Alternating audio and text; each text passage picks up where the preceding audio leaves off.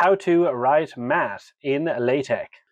So in LaTeX, we can write math in inline mode by enclosing our equation in two dollar symbols. So here I write the equation E is equal to mc squared. And you'll notice here I use the caret symbol to write c to the power of 2. I can also write an equation by using the equation environment. Here I'll write the equation f of x is equal to x plus 1.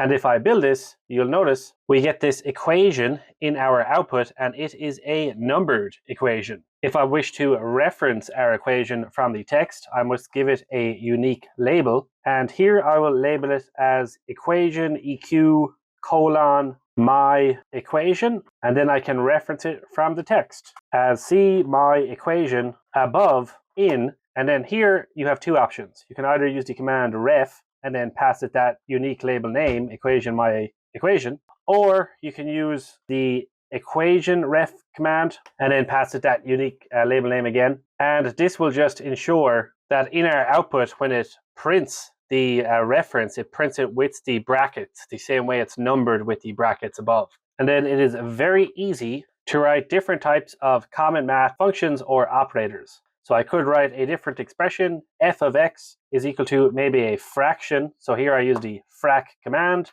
and we pass this command two arguments, the numerator in the first and the denominator in the second. Arguments are defined between these curly brackets. So here I will write the fraction of x plus 1 over x minus 1. Now, a common mistake that people make when they try and enclose their fraction in two brackets, you'll notice LaTeX does not size these brackets correctly. It has sized them too small for the fraction. So to overcome this, we just precede our brackets with the commands left and the closing bracket with the command right.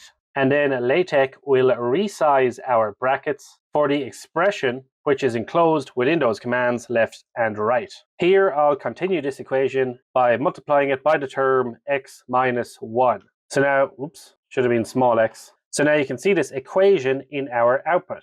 Now sometimes you want to write an equation on multiple lines. And to do that, you nest the split environment in your equation environment. And as a result, I can now break to a new line inside our equation with a double backslash and continue this equation to the next line, as f of x is simply equal to x plus 1. And if I rebuild this, you can see our equation now has two lines. But it looks a little bit off because the equals symbols are not aligned. So to align them, I simply precede the symbol I want to align, which is the equals, with an ampersand. And now in our output, you can see that our equations are aligned. It is also possible to write common math functions. So here I will add a new equation, and I will write f of x is equal to sine of x. Now you can actually see above here that LaTeX formats this incorrectly, as it has failed to add a space. It should add a half a space between sine and then the variable x, and it also has written the function sine in italic text. But it shouldn't do this. Only variables should be written in italic text.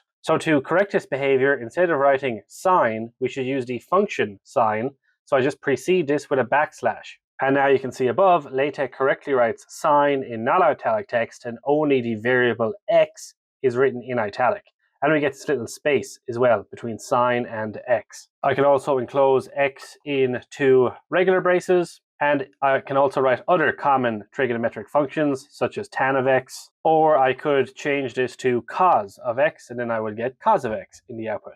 I can also easily write integrals using the command int, then we get the integral symbol. As well as the integral command, you also have the product command, and there's also the summation command, which is just sum. So if I wanted to write the summation, let's say between two limits, then I also use the command limits, and after limits I put underscore followed by two curly braces where I define my lower limit, maybe x is equal to 1, and then the caret followed by two curly braces for my upper limit, which maybe is n. And then I can put the expression afterwards here, maybe x to the power of n. I can also write square roots using the sq or t function. So here I could write the square root of x, or I could get the square root of a fraction by nesting the frac command inside this, and I'll get the square root of x over 2. And you can see that the square root function here will resize itself for whatever expression is put inside. If I wanted to get the cubed root, I can set an optional argument into square braces, and here I put the root index, so I put 3, and now I get the cubed root of x over 2.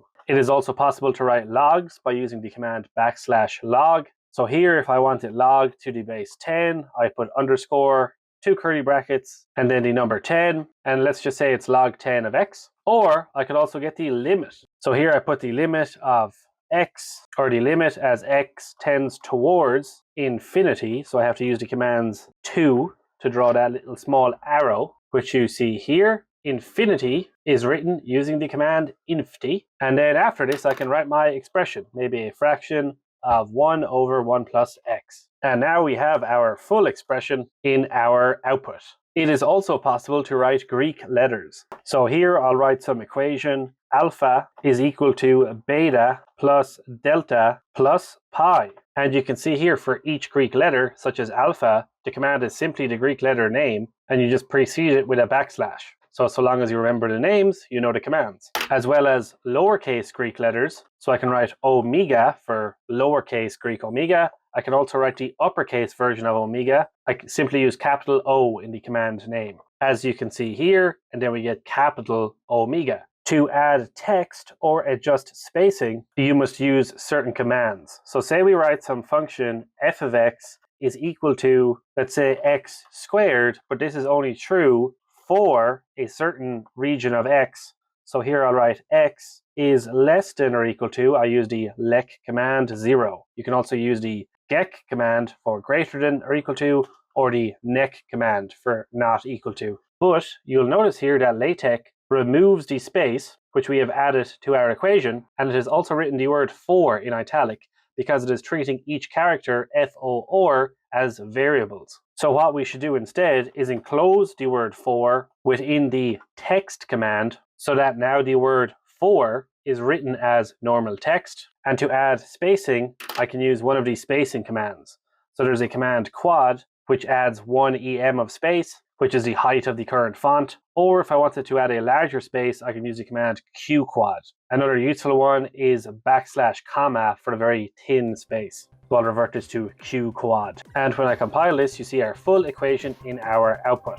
So that concludes this short quick start guide on maths in LaTeX. Subscribe for more LaTeX tutorials.